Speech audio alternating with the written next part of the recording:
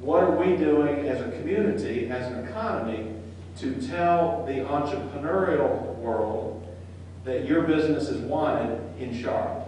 From the very start, the Charlotte Chamber's first ever Entrepreneurs Summit took on a very different feel. Let's let today be a beginning of a renewed commitment to entrepreneurism, and let's come out today with some concrete strategies to make a real difference and move this agenda forward. There was no podium, no formal presentation. Instead, an interactive dialogue designed to encourage conversation and free-flowing ideas. In a city that has Bank of America, Wells Fargo, Duke, healthcare companies, Lowe's, and retail, why don't the big companies come and say, if you build a new technology that can solve my problem, I'll bring you in, I'll bring you revenues, which is by far the best sort of capital. And that is the key between success and failure. Because if I have revenues, the angels, and I'll say this for sure, angels don't care if it's a service company or not. If you have revenues, they'll put money in.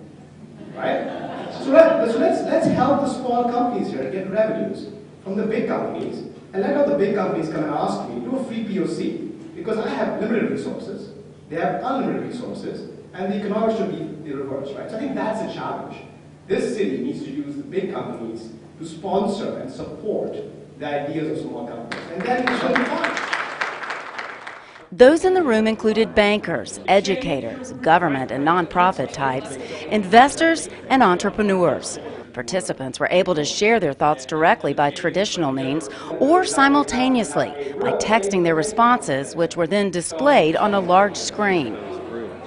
What if Charlotte created a forum such as that and bring all of the financial resources together so that a small business can do a presentation before them, and those different entities can evaluate whether or not that's something that they could in fact support, and then... Support for entrepreneurship in Charlotte is actually nothing new, but the push to drive it to the forefront has only recently emerged following the Chamber's inner-city visit to Seattle. That, coupled with new figures that show small businesses outpace large ones for job growth the last 5 years, is reason enough for the city's leaders to now take notice. I think right now is really a time for the city to take the gloves off, to really try to go the distance, to not only prove, but to show that we can be a city that really promotes entrepreneurship and gets behind it. Every single business that you can think of, every large business, all these companies that you talked about in Charlotte and everywhere else in the country, all started out as an entrepreneurial venture.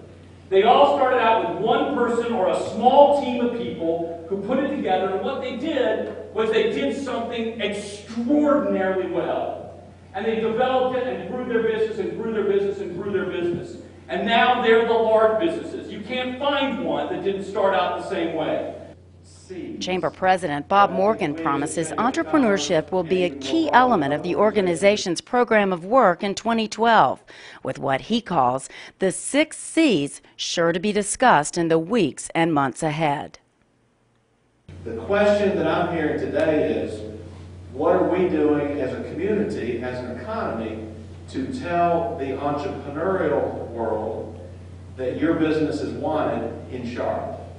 And in this conversation, I've heard, as it relates to the ecosystem, I love the quote early on, that the assets are here, but those assets aren't connected in a way that are user-friendly in either reality or perception.